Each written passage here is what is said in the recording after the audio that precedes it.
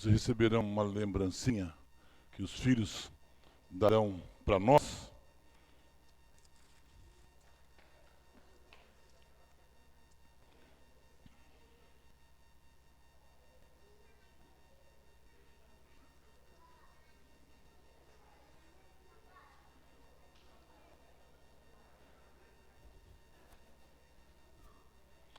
Se você é pai, fique de pé, por favor. Não fique acanhado, não. É pai, fique em pé, vai.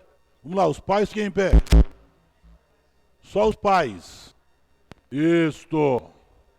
Se é pai, vai ficar em pé, vai receber aí uma lembrancinha.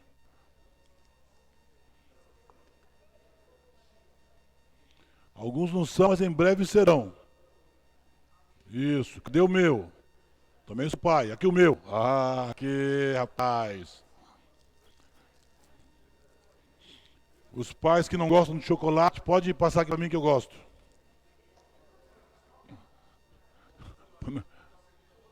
Já dá, ó. Tô vendo, acho que vai dar uma segunda rodada, hein?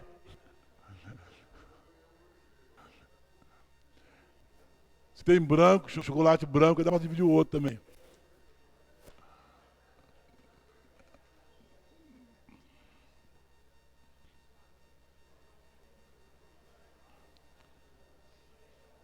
Aí, recebeu pode se assentando, meus irmãos. Isso.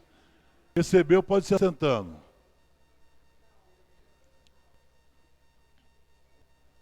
Os que não receberam, tenham paciência que você vai receber. Ok.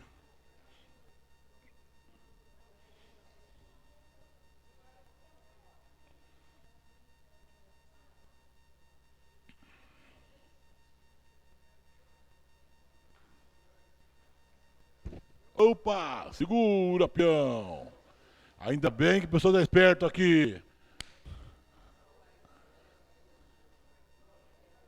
Pronto, chegou aí o...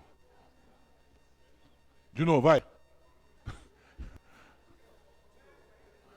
De novo, esperto, Edu. Agarra aí, Edu.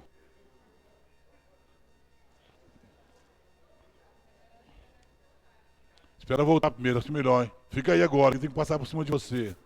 Ok.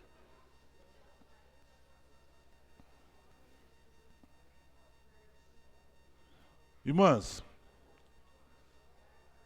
antes de sair, olhem aqui para mim. Cadê? Tem mais aí, cadê as irmãs que são? Cadê as mulheres? Isso. Querido, só uma informação, acho que é importante dizer isso, que às vezes a gente vê um programa como esse, simples, de fato simples, mas dá um trabalho gigante.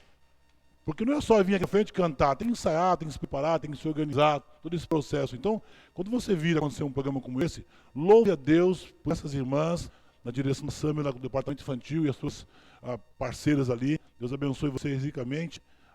E Deus, só Deus pode de fato suprir as necessidades de vocês, ok? Obrigado pelo trabalho que vocês desempenham aqui na igreja. Isso é muito bom.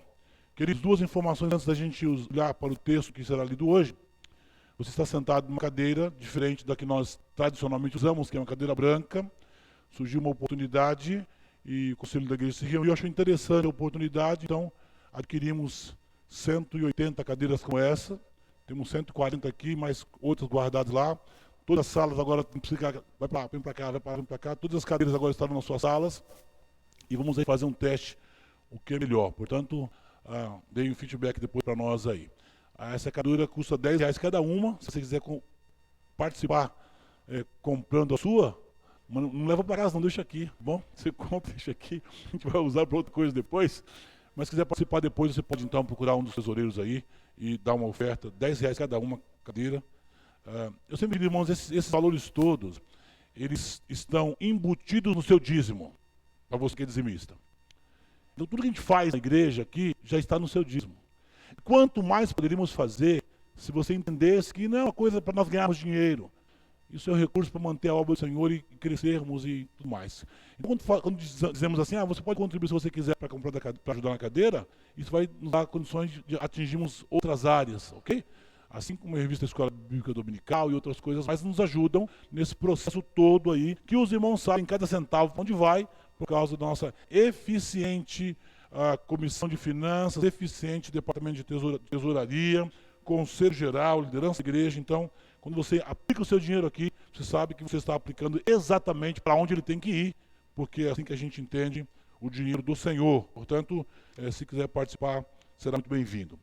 Há um texto em Tiago que eu sempre vou falar sobre ele, que nos leva a pensar nas alegrias que os nossos irmãos têm, mas também nas lutas que a vida nos oferece.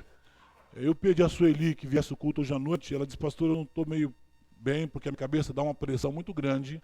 Já há alguns anos, Sueli tem passado por alguma dificuldade, por alguma luta, e na próxima semana, na próxima terça-feira, ou seja, amanhã, na terça-feira, ela vai ser internada para ser submetida a uma cirurgia que não é simples, tá?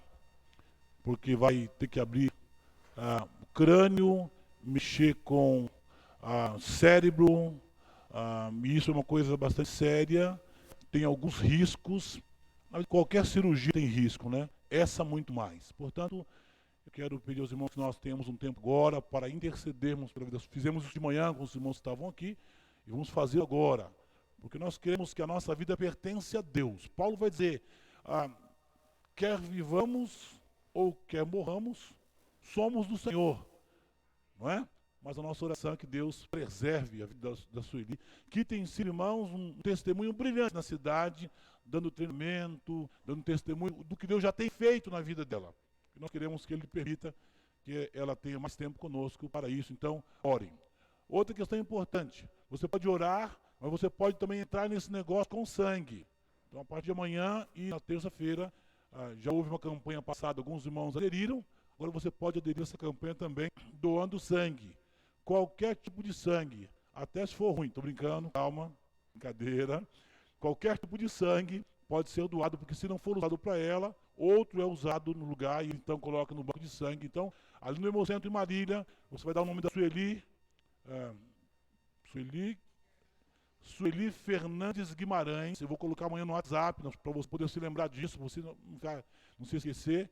E você vai então orar conosco agora, orar na sua casa, mas vai também doar sangue, ok? Alguns que não podem fazer isso, mas se você pode doar sangue, faça isso, que vai estar auxiliando nesse processo também. Continue orando, eu vou estar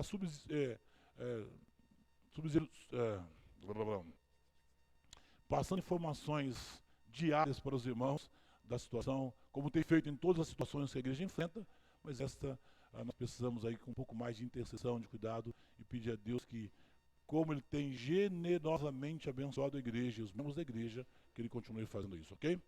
Quero pedir a você que pode fazer isso, para se ajoelhar no seu lugar, para a gente poder orar nesta hora. Se você não pode, não tem problema, mas se você pode, eu queria que você se ajoelhasse, para a gente interceder pela vida da Sueli.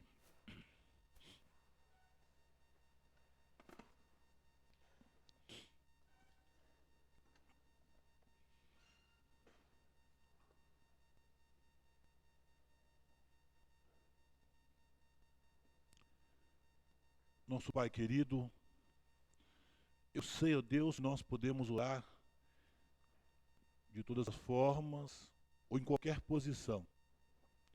Mas o fato, Pai, de alguns de nós estarmos ajoelhados é para pedir ao Senhor, ó Deus, intensamente, mostrando ao Pai que nós somos completamente submissos ao Senhor e que nós cremos que a Tua vontade é sempre boa, perfeita e agradável.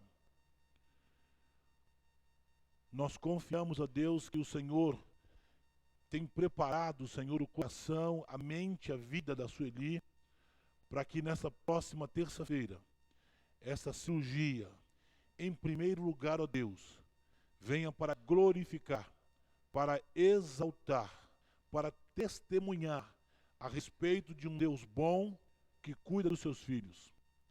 Queremos pedir a Deus que o Senhor continue fazendo isso com ela, mas também que o Senhor continue trabalhando no coração dos familiares, das irmãs, mãe, sobrinhos, filhos, abençoando o nosso coração, ó Deus, como igreja, como irmãos em Cristo, e todos aqueles, ó Deus, que estão, ainda que numa tensão, ó Deus, numa preocupação, que nós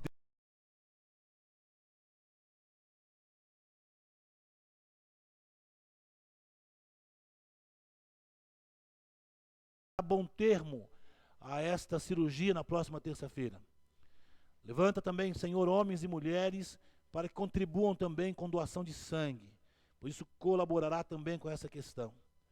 Pai amado, nós te agradecemos ao Senhor porque até aqui o Senhor tem dado a Sueli muitas e muitas experiências do teu cuidado, da tua direção, e como tuas misericórdias têm se renovado a cada manhã na vida dessa tua serva, Pai.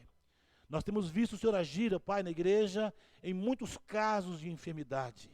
E nós sabemos, ó Deus, que a vida pertence ao Senhor e que ela há de glorificar o Senhor em qualquer e todas as circunstâncias, porque o Senhor é o dono de cada um de nós que aqui está nessa noite. Recebe o nosso louvor, ó Pai, a nossa gratidão, Senhor, e continue dirigindo, sustentando, governando, ó Pai, toda essa circunstância, ó Pai. E nós queremos exaltar o Senhor. Temos cantado a Deus muitas vezes que o Senhor é um Deus bom, em todo tempo o Senhor é um Deus bom. Temos cantado a Deus que quando o Senhor faz, tu és bom. Quando o Senhor não faz aquilo que nós queremos, o Senhor continua sendo um Deus bom. Por isso nós queremos nos alegrar na confiança e na esperança dos teus cuidados. E o fazemos, ó Pai, não poderia ser de outra maneira. Nós oramos confiadamente, tão somente pelos méritos de Jesus, o nosso Senhor e Salvador, Criador e sustentador da vida. É nesse nome que ele recebeu, que é sobre todo nome que nós oramos hoje e sempre. Amém.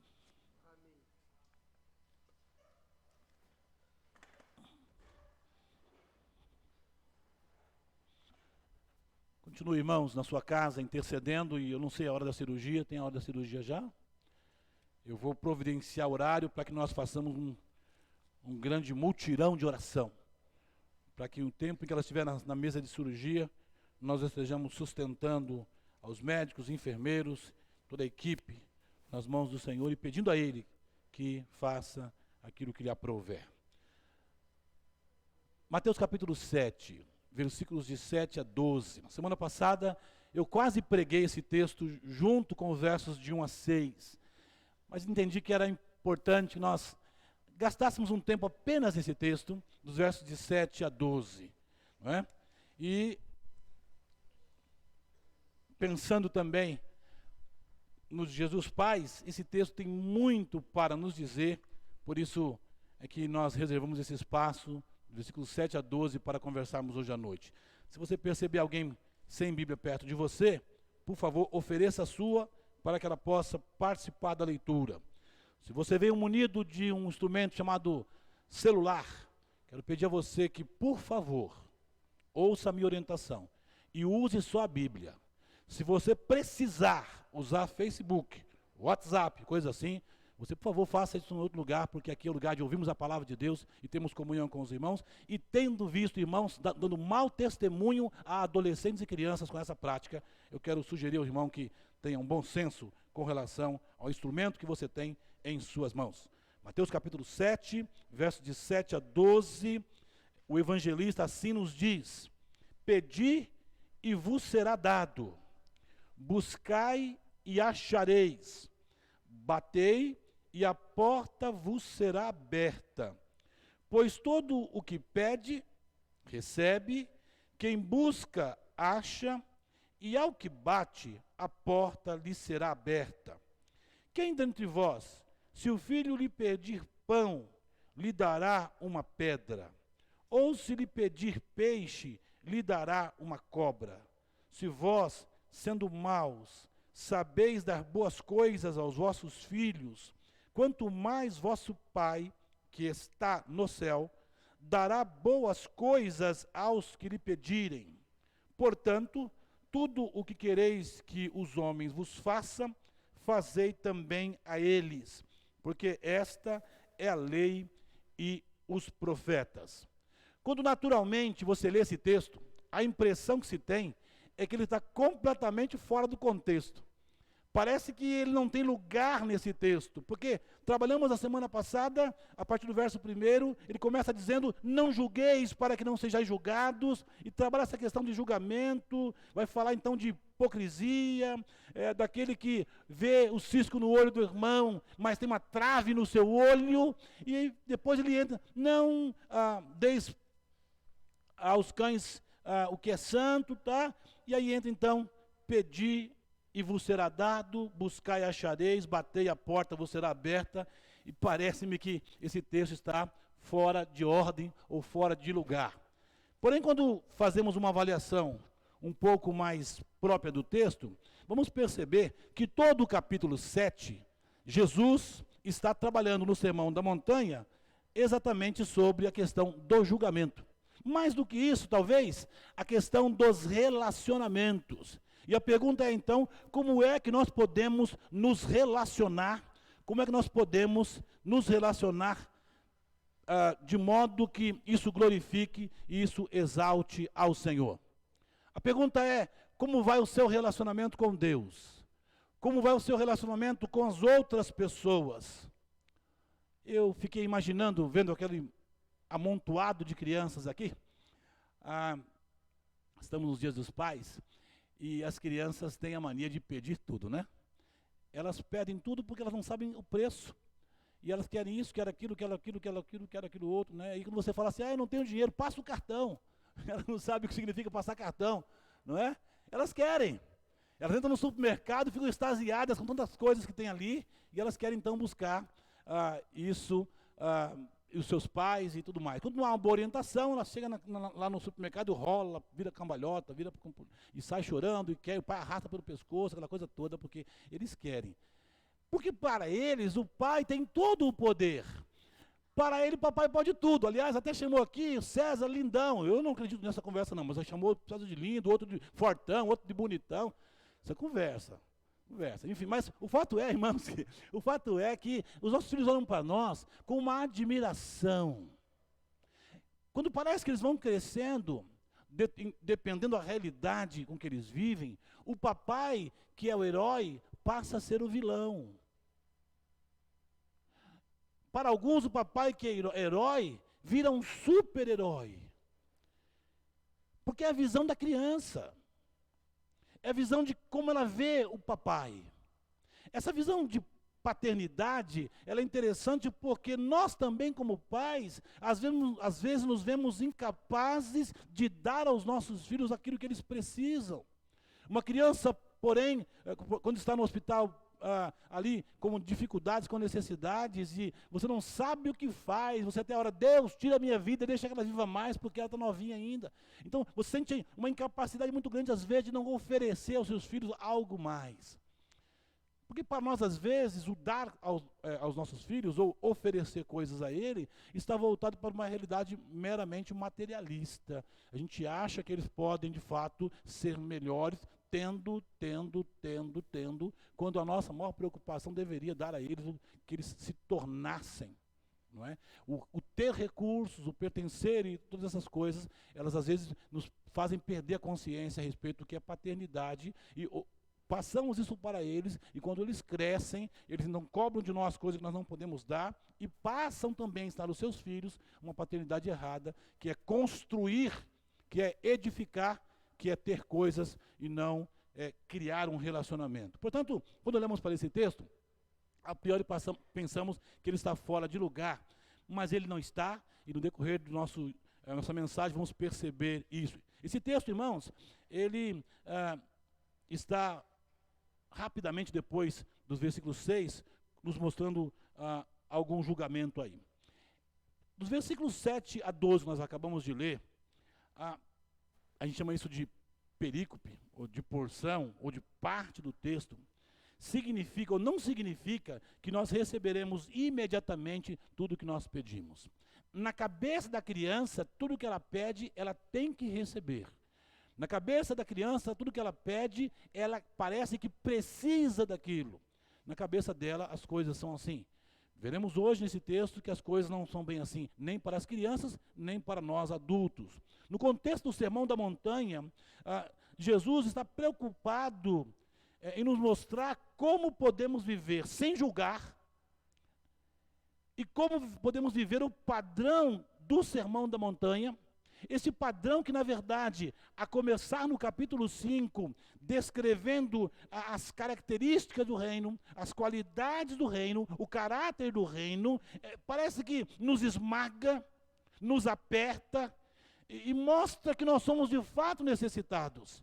Irmãos, olhar para esse texto de Mateus, conscientemente daquilo que Jesus está dizendo, nos faz, parece que inadequados para o reino. Nós não cabemos no reino de Deus, nós não servimos para o reino de Deus, nós somos incapazes, incompetentes para o reino de Deus, e isso é verdade.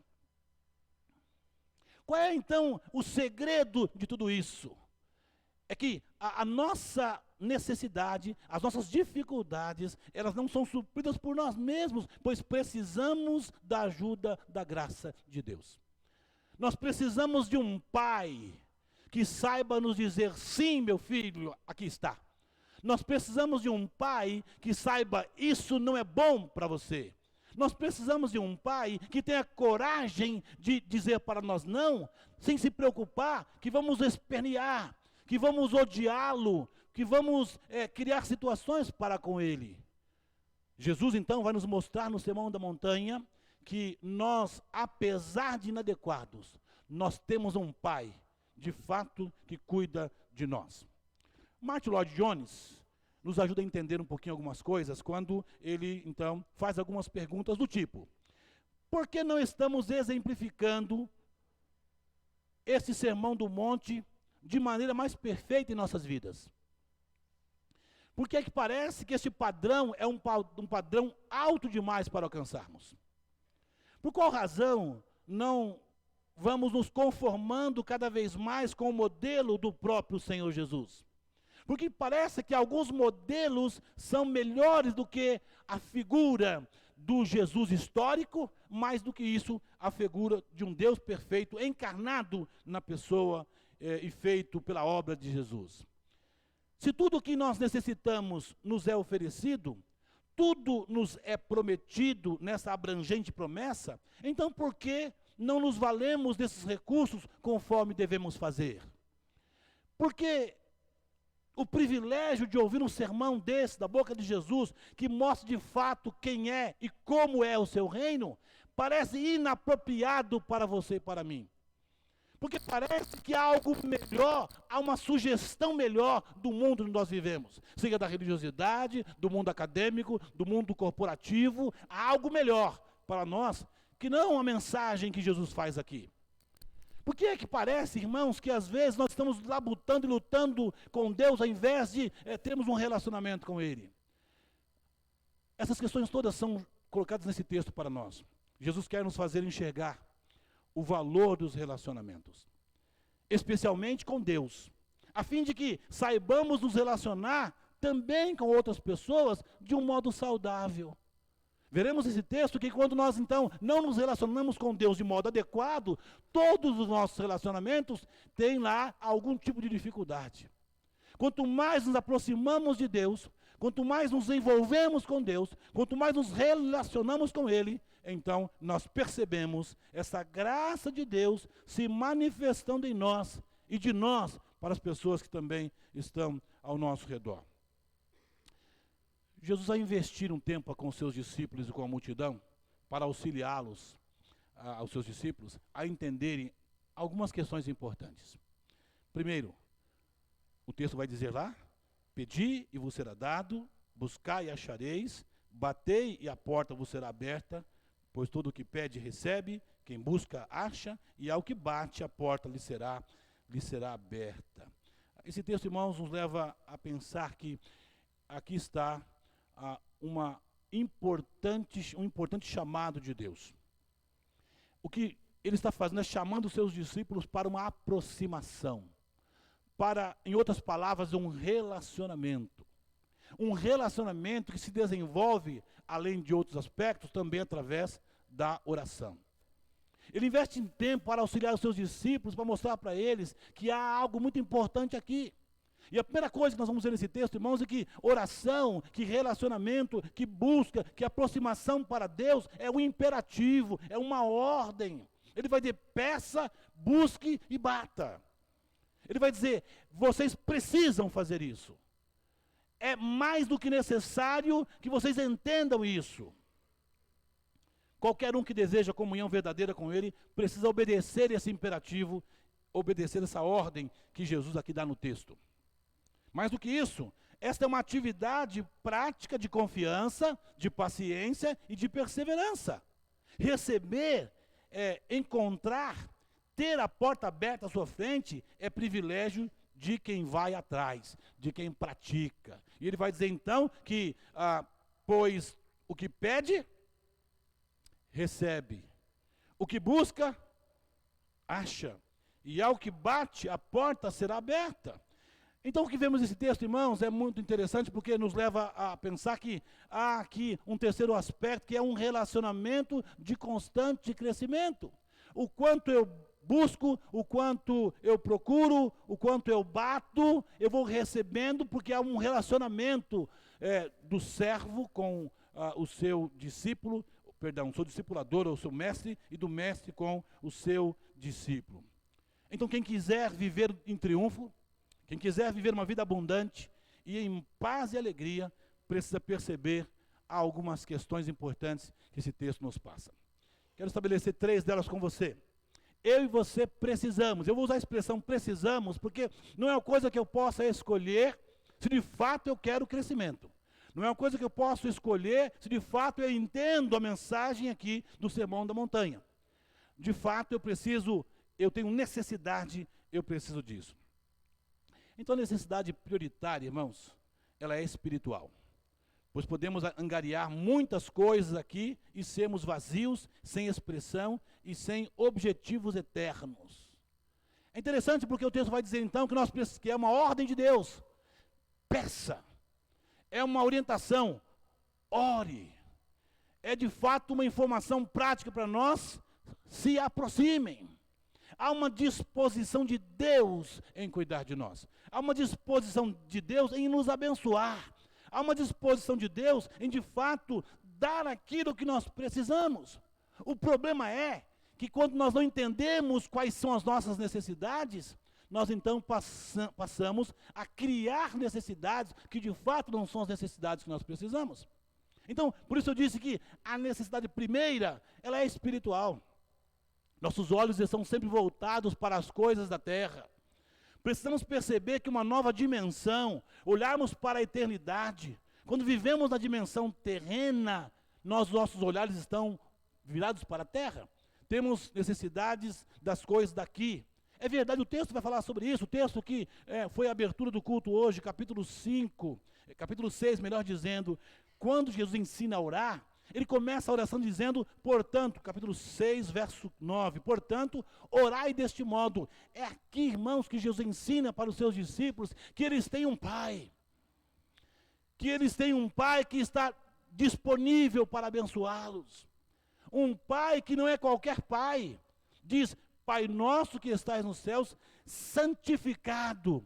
Ou seja, o Deus Santo, Eterno, Criador, sustentador no universo, está a ouvir as nossas necessidades, sejam elas quais forem. Mas o fato é, irmãos, que às vezes nós estamos tão impregnados com isso, que nós apenas olhamos para esta parte. O pão nosso de cada dia nos dá hoje. Parece que nós queremos pedir, tal qual faz a criança, irresponsavelmente, ou sem a devida consciência, porque é criança, de que há coisas que de fato ela não precisa, mas ela quer, porque ela acha que ela precisa. Temos que olhar para a eternidade, temos que olhar que algumas coisas da terra são necessárias, nós precisamos. Sim, acabamos de orar pedindo a Deus que traga saúde no corpo físico da nossa irmã, e nós temos que orar. Temos que orar pelo nosso trabalho, temos que orar pelo alimento de cada dia, orar por uma melhor formação profissional, temos que orar, temos que colocar todas as coisas na presença do Senhor. Tudo que é caro para mim, tudo que é coisas que eu entendo de necessidade, eu preciso sim, de fato, colocar isso diante do Senhor. Mas a grande questão, as maiores preocupações nossas estão voltadas para onde? O nosso maior problema é a guerra com o pecado. O nosso maior problema que insiste em encardir, em manchar, em desfigurar tudo que nós fazemos. Os nossos relacionamentos confusos, às vezes, são confusos porque nós nos preocupamos com tantas coisas físicas, materiais, financeiras e outras mais, e nos esquecemos de buscar ao Senhor. Qual a maior necessidade que o ser humano tem? Quando você olha para o texto bíblico, nas orações que Jesus nos ensinou, nas orações que Paulo nos ensinou, nas orações que os apóstolos nos ensinaram, nas orações que vieram lá do Velho Testamento, da boca dos apóstolos, nós vamos ver categoricamente uma maior preocupação com as coisas espirituais. Qual foi a última vez que você pediu a Deus que desse um avivamento na sua alma, na sua vida?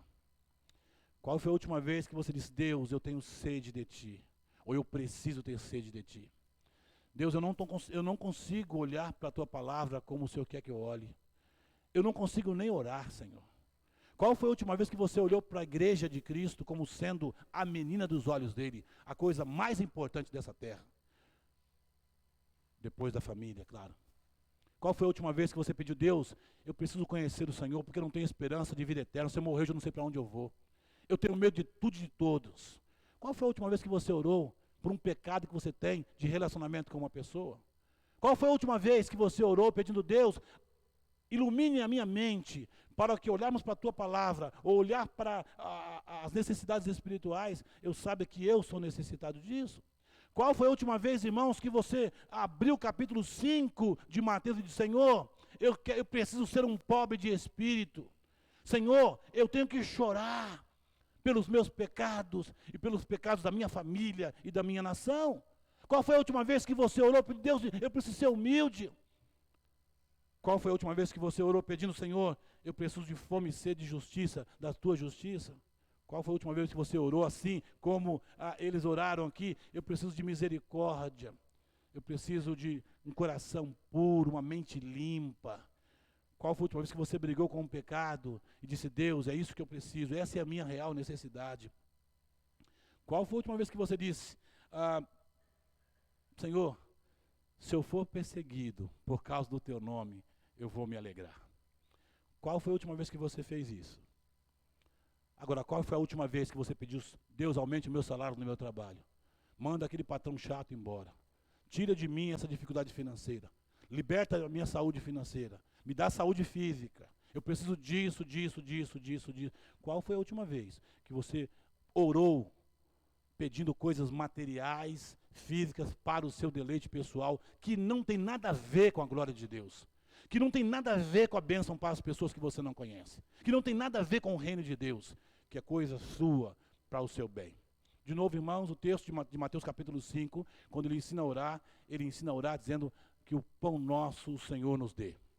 Ele nos disse que ele vai olhar ou ouvir todas as nossas orações. Mas quando nós não reconhecemos as nossas necessidades, as nossas orações são fúteis, as nossas orações são frágeis, as nossas orações são egoístas, as nossas orações servem para gastar, segundo escreve Tiago, vocês não recebem porque não oram. E quando oram, oram pedindo coisas para gastar nos seus próprios deleites. Nós precisamos, ó Deus, irmãos, de pedir a Deus que nos dê uma visão de reino de Deus, de necessidades espirituais. E muitas famílias, porque se destruiu, se separou por causa que houve lá uma traição, ou porque tinha pouco dinheiro, ou porque o cara era muito grosso, ou porque a mulher não sabia cozinhar. Não, nada disso faz nada acontecer.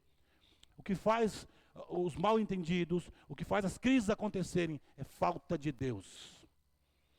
É saber de fato qual é a sua necessidade. De fato, o que você realmente precisa. De fato, o que você precisa pedir. De fato, o que você precisa buscar. De fato, onde você precisa bater.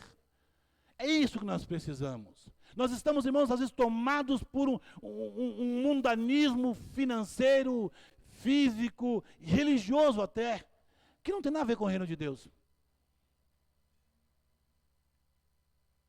E aí então, Jesus vai dizer que se eu estou pedindo para vocês pedirem, se eu estou pedindo para vocês buscarem, se eu estou pedindo para vocês baterem, é porque eu atenderei. Isso é um fator importante, queridos, porque nos leva a saber que nós temos um Deus que cuida de nós. Agora, pensando um pouquinho mais à frente, nessa ilustração que ele usa aqui no verso de 9 a 11, ele vai dar uma ilustração interessante. E nessa ilustração, ele vai dizer que nós precisamos ter consciência da paternidade de Deus. Eu não preciso apenas tomar consciência da minha necessidade, mas eu preciso tomar consciência que existe um Deus, que existe um Pai. E aí, irmãos, ele faz uma coisa brilhante nesse texto. E Jesus sempre foi brilhante. Ele vai dizer assim: quem dentre vós, se o filho pedir um pão, lhe dará uma pedra? Vai fazer isso, Guilherme? Não vai. Ou, se lhe pedir um peixe, lhe dará uma cobra? É isso, Márcio? Ele aqui descreve, irmãos, se vós, sendo maus, sabeis dar boas coisas aos vossos filhos, quanto mais vosso Pai, que está no céu, dará boas coisas aos que lhe pedirem. Ele faz aqui uma comparação dizendo, nós temos pais, ou nós somos pais. E quando nossos filhos pedem coisas, nós fazemos a tripa coração, como dizia minha avó, para dar aquilo que nosso filho precisa. E muitas vezes fazemos mais do que devíamos fazer. Muitas vezes criamos um sentimento nas crianças que elas podem ter tudo, porque eu me mato para ela ter. E aqui Jesus vai dizer que nós temos um Pai que em nada se compara com o Edson, com o Maurício, ou com quem quer que seja. Porque, embora nós sejamos maus, e busquemos dar aos nossos filhos, ele vai dizer que o nosso Pai, o Pai que está no céu, dará boas coisas aos que lhe pedirem. E é importante isso, irmãos, porque há alguns motivos, creio que nossa maior necessidade é reconhecermos que Deus como um verdadeiro Pai. O nosso Pai eterno, todo-poderoso, Criador e sustentador do universo. De verdade, qual é a minha visão que eu tenho de Deus? E para alguns, a visão de Deus é a visão do pai que tem. Se o pai é carrasco, se o pai é manipulador, se o pai é bajulador, então Deus que eu creio é um Deus manipulador, bajulador, eu faço assim. Se eu tenho um pai que maltrata, que machuca, que faz coisas que não deveria fazer, então esse Deus lá deve ser assim também. E eu vou me afastando, então, da figura de paternidade, como se não fosse uma coisa boa. E Jesus vai dizer, olha, eu sei que vocês, sendo maus, dão coisas boas aos filhos, imagine o que fará o Pai que está no céu. Há uma essencial diferença de paternidade humana e paternidade divina. E aqui, Jesus vai fazer uma diferença entre o homem e Deus, quando ele diz, vós sendo maus. Ele estabelece que o homem, por essência, é mau.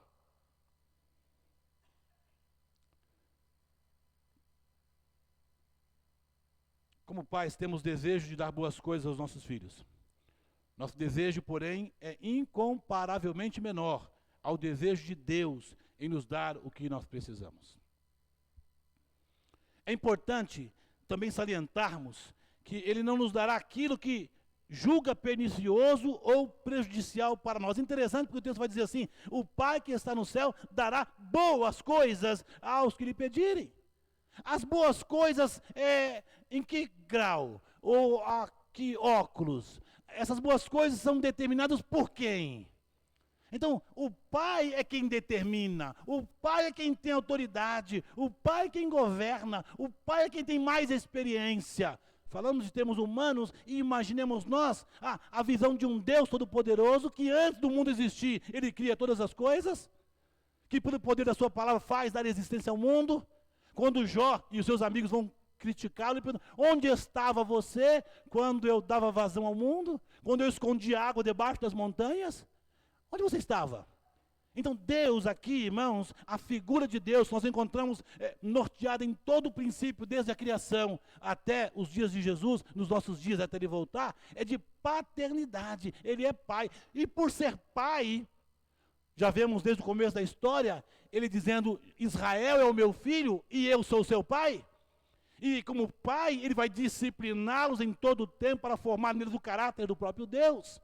A indicação que nós temos na Bíblia é de que Paulo vai dizer aos Efésios que nós precisamos buscar adquirir a imagem de Cristo, até que cheguemos à unidade da fé, à estatura de varão perfeito, à imagem de Cristo. Então, qual é o meu alvo de paternidade? Tanto para cuidar dos meus filhos, mas quanto para me relacionar com esse Deus. Deveríamos nos perguntar a nós mesmos, meus irmãos, como temos sido como pais e como temos sido como filhos. Como filhos, devemos pedir. Deus ama nos atender, irmãos. Eu fico imaginando quando nós então, como você vê um filho, né? Pai, eu quero uma bicicleta. E aí demora um tempo, demora outro, aí você luta, corre para trás, paga, consegue um dinheiro lá, vai lá e constrói, aí compra uma bicicleta para ele. Aí põe numa caixa. E aí traz. Aí no dia, você está lá, você e o marido e a esposa, e às vezes o vovô, a vovó, a família toda está ali, reunida ali, e a criança vem, e aí, meio que eu não sei o que é, mas eu já sei mais ou menos, e vai abrir, quando ela abre, que ela vê uma bicicleta, o olho esbugalha, a boca dá para rasgar no meio, mas se você tirar o olho da criança e olhar para o pai, ele está babando no filho. Não sei se é porque ele diz assim, não, eu dei para ele, eu posso.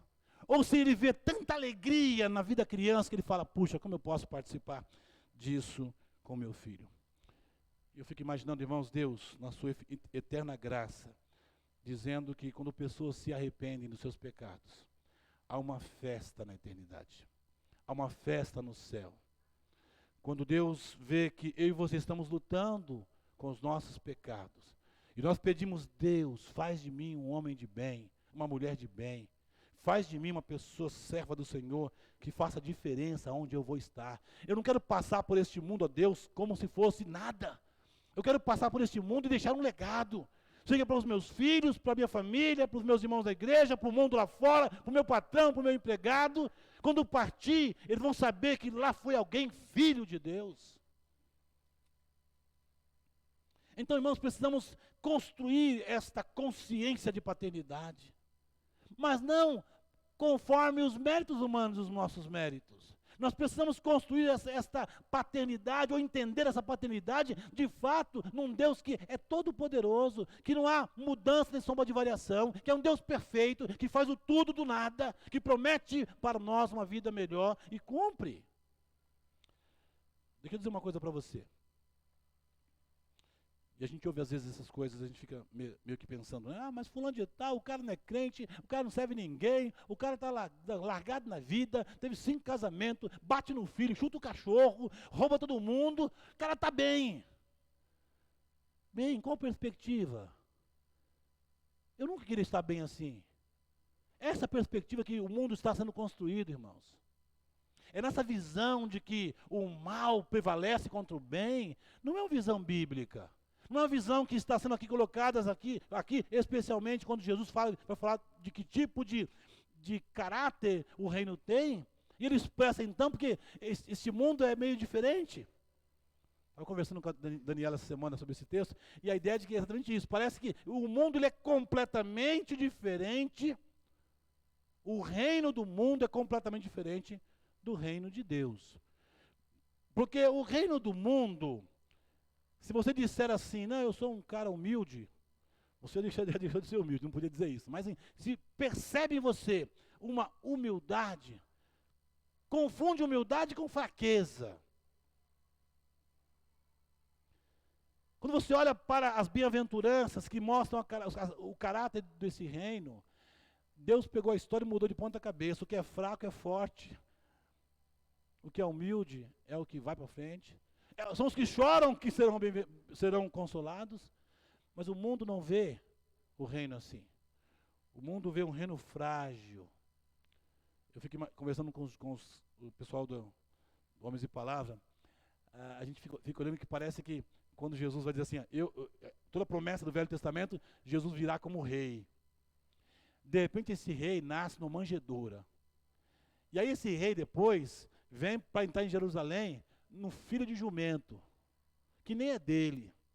Aí esse Jesus, que é o Rei Todo-Poderoso, que vai governar o mundo, segundo as profecias do Velho Testamento, esse camarada, ele vai dizer muitas vezes que ele vai morrer, vai ser crucificado, vai ser blasfemado, parará, parará, parará. E parece que somente os discípulos veem isso.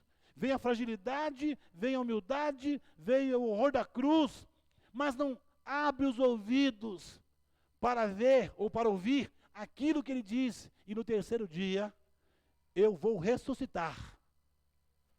A glória de Jesus, ela passa pela humildade, ela passa pelas crises, ela passa pelo sofrimento, ela passa pela angústia, ela passa pelo horror da cruz. E aí Paulo vai dizer que ele recebe o nome que é sobre todo nome. E quando Jesus está aqui descrevendo as características desse reino, ela é completamente diferente do reino que às vezes nós queremos construir. Há crentes que estão construindo o seu reino aqui na terra, que vão muito bem, obrigado, que conseguem as coisas, todas elas. E até daquelas que são assim, Senhor, abençoa para eu comprar um sítio. Irmãos, olha aí, está quase saindo um negócio lá. Porque depois eu nunca mais volto nessa igreja, não venho na escola bíblica dominicana, nem no culto, porque agora eu vou ter um sítio para cuidar, não tem mais tempo. Ô Senhor, me dá uma namorada que eu preciso.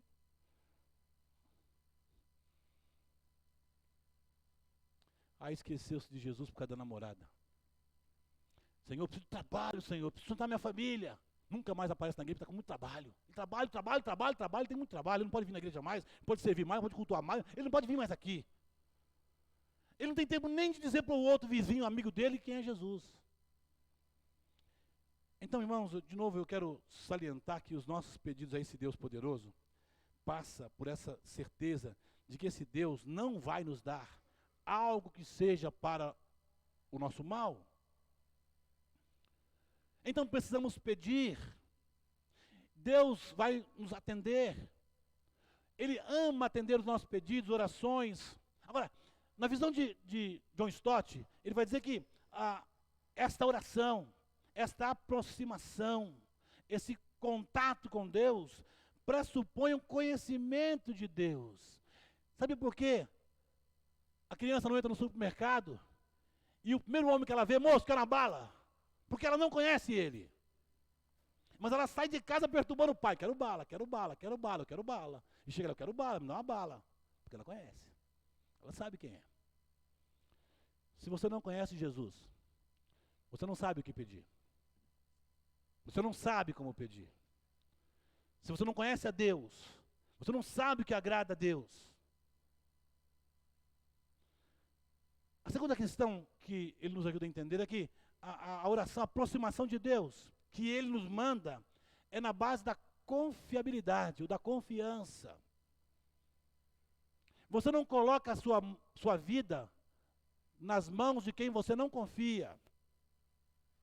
Há uma regra, segundo o que eu ouvi, na Força Aérea Brasileira, nos paraquedistas, que cada um arma o seu paraquedas. Porque se ele morrer, foi ele que armou. Ele confia só nele. A gente confiando só na gente mesmo, né? Não, Deus não pode fazer. Ele não tem condições para fazer isso. Ele não pode mudar situações e circunstâncias para abençoar. Eu preciso confiar, irmãos, que o Deus que eu creio vai fazer aquilo que é melhor. Porque ele não faz o que é pior.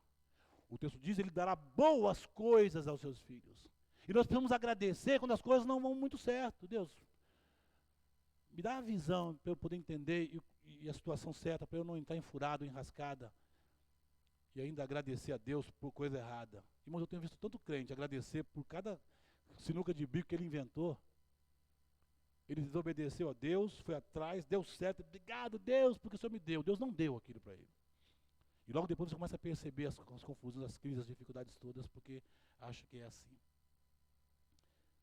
Terceiro, nós precisamos crer no cumprimento das promessas de Deus. precisamos crer no cumprimento das promessas de Deus. E quando você olha para o texto, é isso que você vê. Ele vai dizer, aquele que pede, recebe, aquele que busca, encontra, e aquele que bate, a porta lhe será aberta. É o meu pai, é o seu papai, é o Paulo Romanos Abba Pai, é o papaizinho, que está à nossa disposição para ouvir todas as nossas orações. Não importa quais sejam elas, mas especialmente aquelas que agradam o coração dele. Mas tem pedidos que não agradam o coração? Tem. Nós precisamos descobrir quais. Por isso, queridos, devemos pedir qualquer coisa que contribua para o desenvolvimento da nossa fé, da nossa santificação, do aprimoramento espiritual, nosso preparo para a honra do encontro com o Senhor. Isso certamente Ele vai nos dar. Nosso foco deve ser nossa qualidade de vida como servos do Rei. E Deus tem prazer em nos dar tudo aquilo que nós pedimos. Aliás, Paulo fala aos Filipenses, muito mais do que pedimos ou pensamos, porque Ele sabe o que é melhor. Então eu e você precisamos pedir. Terceiro e último lugar, precisamos de consciência de como tratar os outros. Agora olhe para mim aqui, como é interessante, porque ele vai dizer então, versículos 7 e 8, ele fala então, dando essa ordem aí, para buscarmos, para orarmos, para falarmos com ele, para estreitarmos o relacionamento com ele. Versos 9 a 11, o que ele faz é mostrar uma diferença entre um Deus humano, um Pai humano e um Pai eterno, que pode dar todas as coisas que nós precisamos. Agora, olha como ele termina o texto, parece que é pior ainda. Ele vai dizer, portanto, tudo o que quereis que os homens vos façam, fazei também a eles, porque esta é a lei e os profetas. E a gente fica a se perguntar, o que é que ele está querendo dizer com isso? Porque ele acabou de falar agora de oração, estava falando de julgamento, ele volta agora no verso 12 e fala, portanto é conclusão. Ou seja, olhe para trás do que eu falei. A partir disso, tudo que quereis que os homens vos façam, fazei também a eles, porque esta é a lei e os profetas. Irmãos, precisamos ter consciência de como tratar as pessoas. E sabe por que ele ensina isso aqui? Porque só um relacionamento real com Deus me ajuda a tirar a trave dos meus olhos, que ele falou agora há pouco, para olhar para a necessidade do meu irmão. Eu preciso aprender a tratar as pessoas. E como nós erramos em relação a isso, meus irmãos? Esse verso 12 parece de mais do que os outros agora, estando fora do lugar. A maioria dos autores chama o conceito desse verso 12 aqui de regra áurea.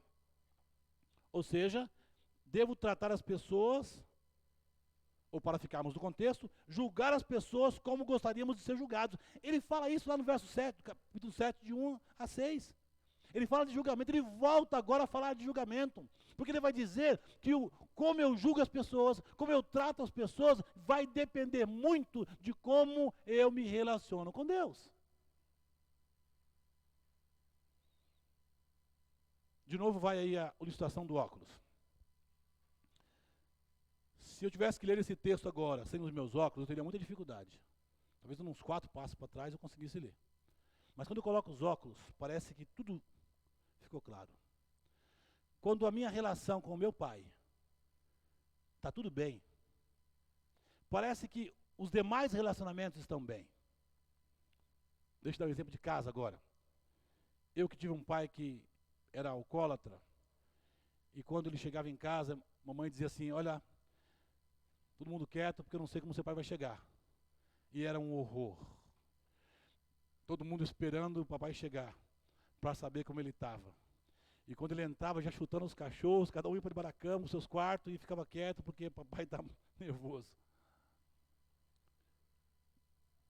E aí, a nossa relação uns com os outros ficava perturbada. Porque a relação com o pai estava ruim, e ficava agora ruim com os outros também. A mãe já falava, ó, silêncio agora, porque está confuso. O papai está chegando aí, não sei como ele vem. E todo mundo começava a ficar confuso.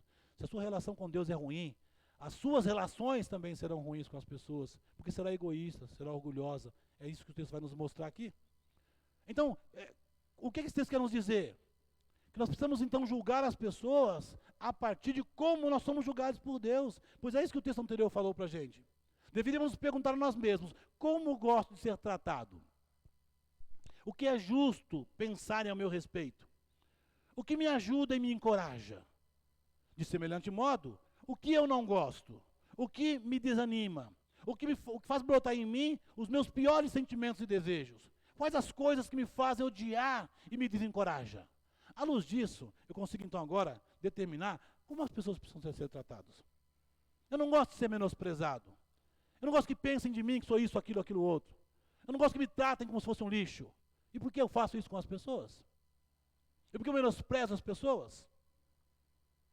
É a partir dessa análise pessoal que devo tratar as pessoas, especialmente pelo fato de Jesus ter recorrido ao princípio da lei e dos profetas. Ele vai dizer, ó, isso é o fim, a lei e os profetas, ou seja, toda a lei e todos os profetas, portanto de Gênesis ou de Levíticos, Êxodo Levítico, até Malaquias, tirando do período histórico, tudo no Velho Testamento é a respeito de relacionamento.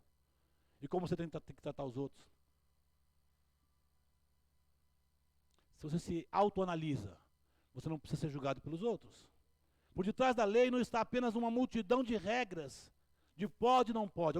A lei é isso, pode e não pode, pode e não pode. O propósito dela era regular os relacionamentos. Porque se isso não pode, porque maltrata o outro, então não pode, porque ajuda os relacionamentos. Então, a lei surge para abençoar os relacionamentos. A maioria dos autores chama o conceito do verso 12 de regra áurea, ou seja, devemos tratar as pessoas como nós queremos ser tratados.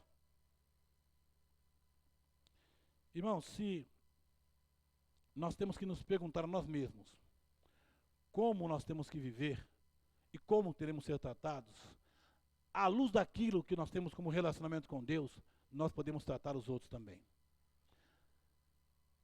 Duas perguntas, então, para caminharmos para o encerramento. Por que se tem tanta dificuldade em se colocar em prática esse aspecto da lei? Cuidar bem dos outros, dirigir, tratar, abençoar, não fazer o que eu quero, não fazer com eles o que eu não quero que eles façam comigo. Sabe por quê? Por causa do orgulho.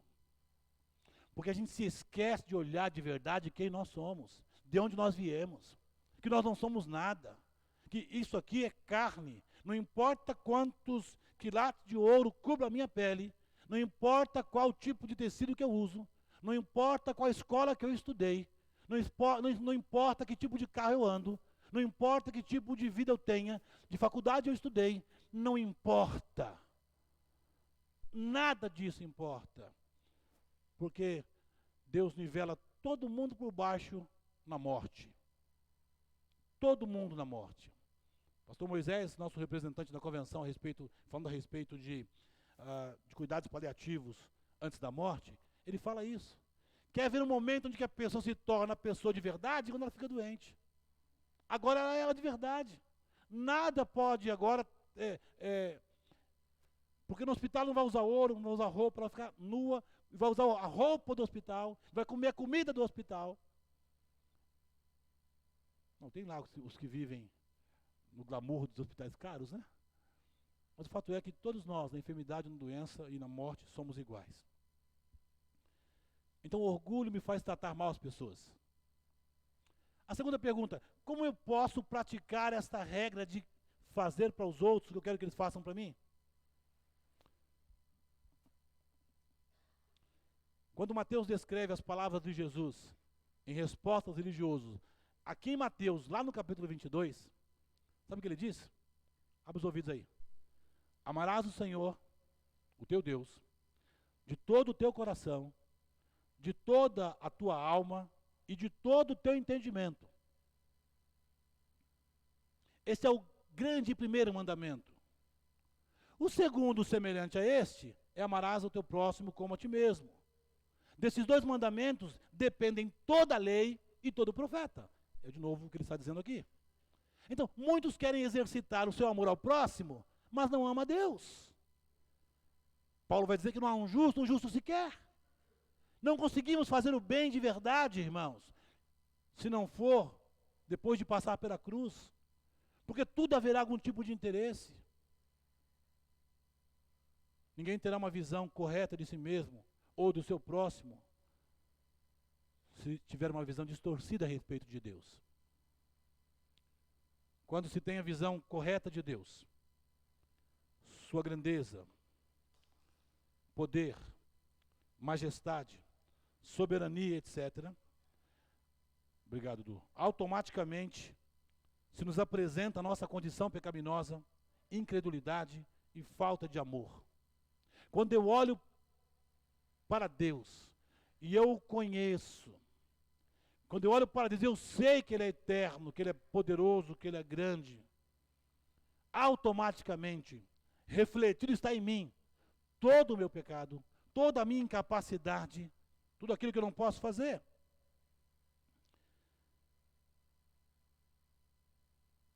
Verificada a nossa condição de pecado, de incapacidade, não temos direito ou licença para tratarmos os outros com mais rigor do que tratamos a nós mesmos.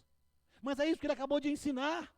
Porque eu vejo um cisco no olho do irmão, uma falha na vida dele, um problema que ele está vivendo, e acho que tenho direito, com uma trave desse tamanho na minha face, que nem me permite ver o outro. Então Jesus faz uma coisa interessante nesse texto. Ele vai dizer, você pode ter um excelente relacionamento com o Pai. Pode pedir, Ele vai fazer. Se aproxime dEle. Ele vai dar para você as coisas que são boas. Porque à medida desse relacionamento com Deus, você vai olhar para o outro com mais misericórdia, com mais graça, com mais cuidado, com mais amor, mais sensível aos problemas e às crises que ele poderá estar vivendo. O que deve reger os nossos relacionamentos é uma constante análise de quem somos, de modo que isso gere consciência de que eu tenho necessidade, e as mais importantes são as espirituais, de que eu tenho um Deus como Pai, que tem prazer em cuidar de mim, e que temos que tratar o nosso Pai como a nós mesmos, o nosso próximo como a nós mesmos. Às vezes, irmãos, nós somos tão orgulhosos, ou nós somos tão mesquinhos, ou a nossa mentalidade é tão frágil, que nós não conseguimos tratar as pessoas com graça e misericórdia, com amor bíblico, porque nós estamos cegos. Estamos presos aos nossos próprios conceitos pessoais. E Deus não é assim. Por isso ele diz, peçam e vocês receberão. Busquem e vocês me encontrarão. Batam e eu abrirei a porta. Sabe por onde passa isso? Por oração. O texto é a respeito disso.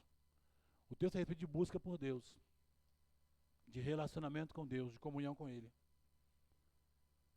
Como está a sua vida de oração?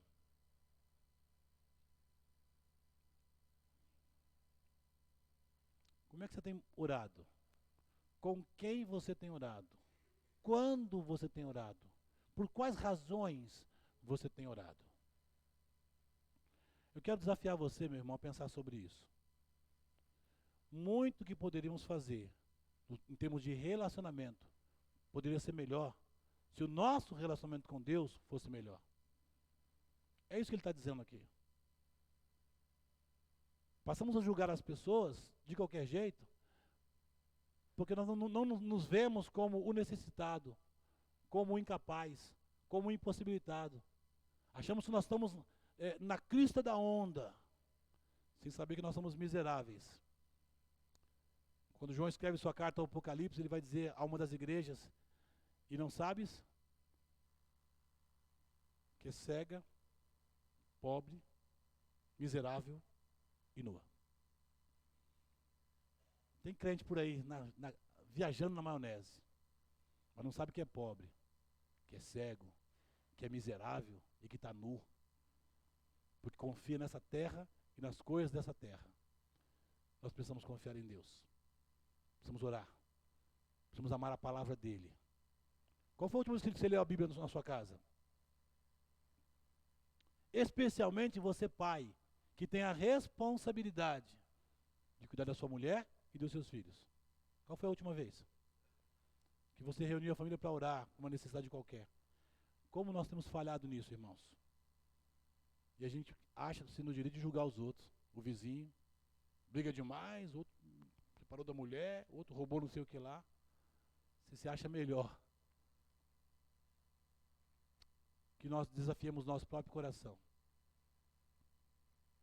A pedirmos para Deus. A buscarmos a Deus. E a batermos na porta de Deus. Porque eu tenho certeza que Ele vai então dar aquilo que nós precisamos, porque Ele sabe dar boas coisas aos seus filhos. Creia nisso, porque é verdade do Senhor para nós e para as nossas vidas também. Que a graça de Jesus nos ajude a vivermos desse jeito, a considerarmos esses fatores para andarmos com o Senhor. E como é melhor, irmãos, quando eu consigo olhar para o outro, porque eu sei que eu sou miserável tanto quanto ele é. Porque se Deus não cuidar de mim, eu me torno como ele. A única diferença, irmãos, é que dioturnamente o Espírito que habita em nós, que somos salvos e crentes, fica batendo em nós, acorda, presta atenção, acorda, presta atenção. Se ele parar de fazer isso, eu me torno igual ao outro. A única diferença é que o Espírito habita em mim. E isso vai me levar para a eternidade. Glória a Deus. Vamos orar?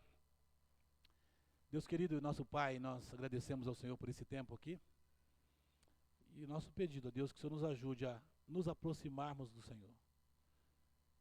Nos ajude a crer, a confiar na bondade do Senhor como nosso Pai. Nos ajude, ó Pai, a desejarmos a Tua presença. Nos ajude, ó Deus, a partir desse relacionamento com o Senhor, Deus bendito, nosso Pai querido, a gente consiga olhar para o nosso próximo, aquele que está perto de nós, com um pouco mais de cuidado, com um pouco mais de graça e de amor. Nós te louvamos, ó Deus, por tudo quanto o Senhor tem feito por nós, apesar de nós. Oramos, ó Deus, para que o Senhor continue dirigindo as nossas vidas, curando as nossas arestas, tratando o nosso caminho e tornando-nos mais sensíveis à Tua voz. Que nós busquemos ao Senhor mais em oração, que o nosso relacionamento se estreite. Esse é o nosso desejo. Esta é a nossa oração, Pai, nesta noite, em nome de Jesus, aquele que vive e reina para todos sempre, porque deu sua vida para o nosso resgate. Por isso nós buscamos a Tua face em nome dEle, hoje e sempre. Amém. Queridos, ao terminarmos nosso culto, temos ali uma cantina, foi bem preparada pelos irmãos do grupo Topázio, e você pode dar um abraço nos irmãos antes de ir embora, ou levá-lo para a cantina e participar com ele ali do alimento que foi preparado ali. A você que está nos visitando hoje à noite, obrigado pela sua presença, é muito bom tê-lo conosco, e todos que estão aqui também. Deus os abençoe ricamente e volte outras vezes. Eles não podem ir embora sem que alguém que esteja perto dê um abraço e os convença a voltar, tá bom? Vou em paz, tenha uma boa semana em nome de Jesus.